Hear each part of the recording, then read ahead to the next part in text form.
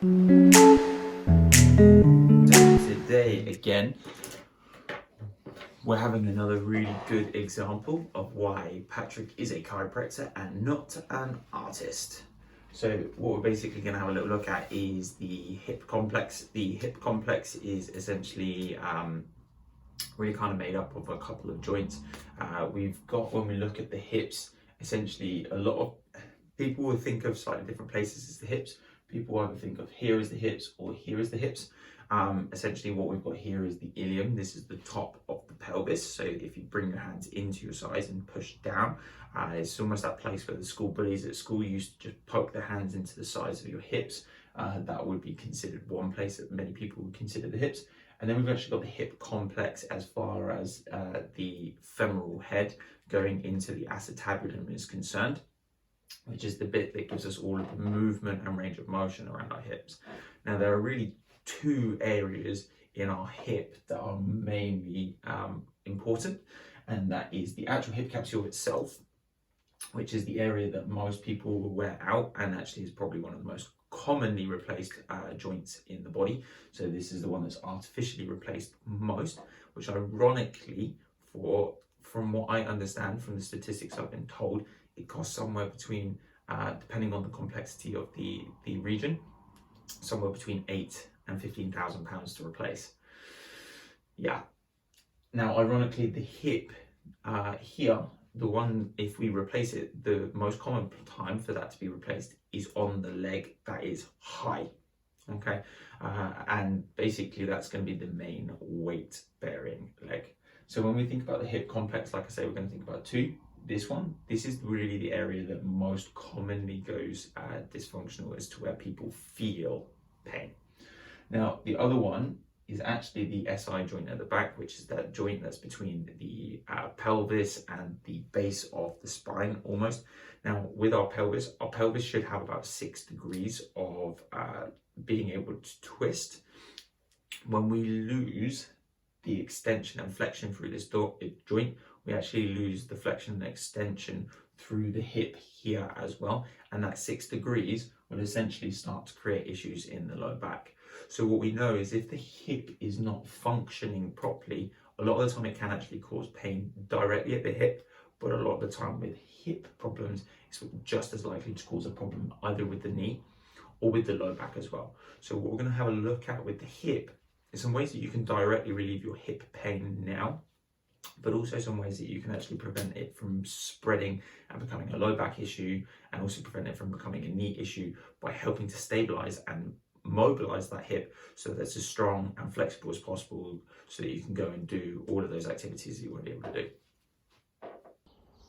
So we're going to utilize another really glorious sunny morning. We're going to do some exercises to help relieve hip pain. So what we're going to basically have a look at with, say for example, the hips, what we want to really look at is both decent mobility in the hips, releasing some of the muscles around the hips, or the most common ones that are going to give you some grief, but also actually building some strength and stability. So we're going to go through 4 exercises. We're going to go through a single leg squat, it's a depth squat. We're going to go through a myofascial release for the piriformis.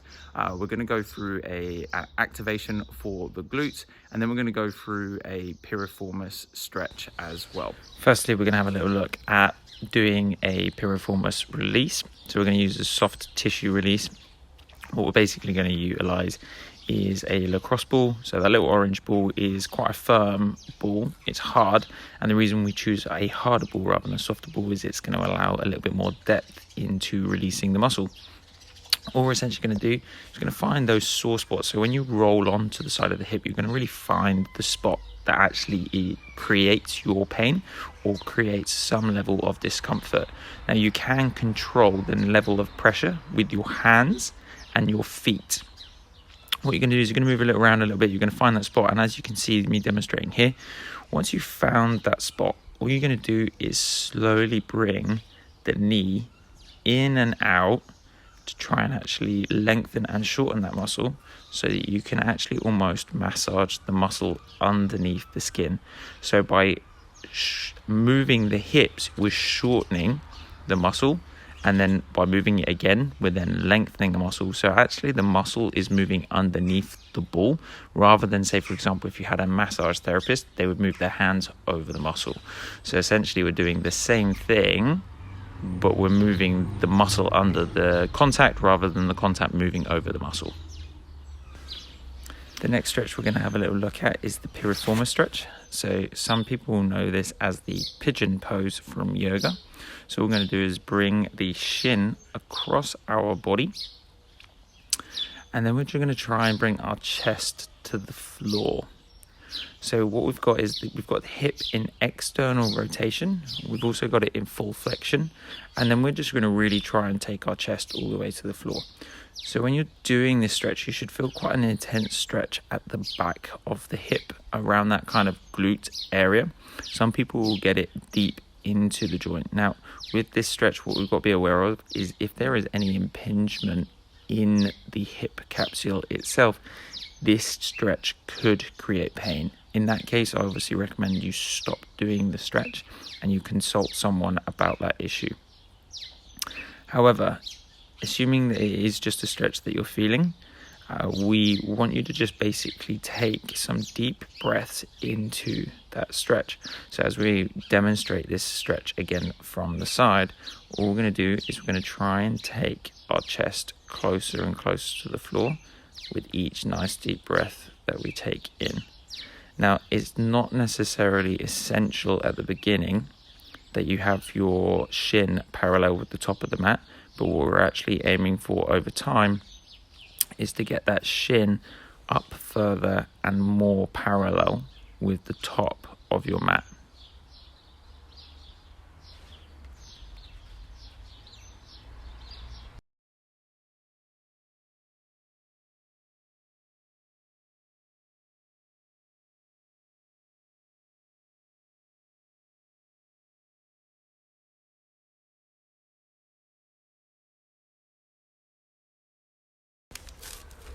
So this exercise we've visited in a couple of my other videos, and this is the glute clam.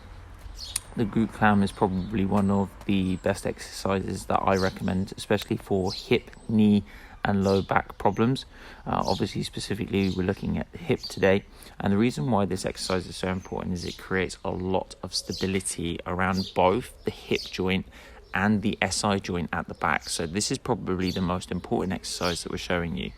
Now, the way I show it is actually as an isometric hold. And the reason we do it as an isometric hold is it will hold the strength for a lot longer, say, for example, if you stop doing the exercises so much. So when we do this hold, essentially what we're going to do is we're going to stack the ankles up, stack the knees up, stack the hips up so they're all facing forward. And essentially with the band just below the knees, we're going to squeeze those knees apart and we're going to hold. And you should feel a burn around the back of the hip. Now, I obviously recommend doing it on both sides like we've shown here. And really what we're aiming for is a minimum of 30 seconds, but working up to a minute, 2 minutes if you can. Now, you can actually include this as a circuit and mix it with a couple of other glute exercises. And if you want to see some other glute exercises, watch my glute firing exercise video on YouTube. So this last video that we're going to show you is essentially a hip stabilization exercise. So what we want to basically have a look at is a little bit of balance and a little bit of strength. Now, by doing a single leg half squat where you stand on a step and drop your heel to the floor on the step below, just enough that you brush the heel on the floor, you'll start to feel this activation both in the quadriceps and the lateral part of the hip. So not only are we actually building strength in the lateral part of the hip, we're also building balance and proprioception, as well as some decent strength both in the hamstrings, the glute max, the lateral side of the glutes, so stuff like the medius and minimus as well.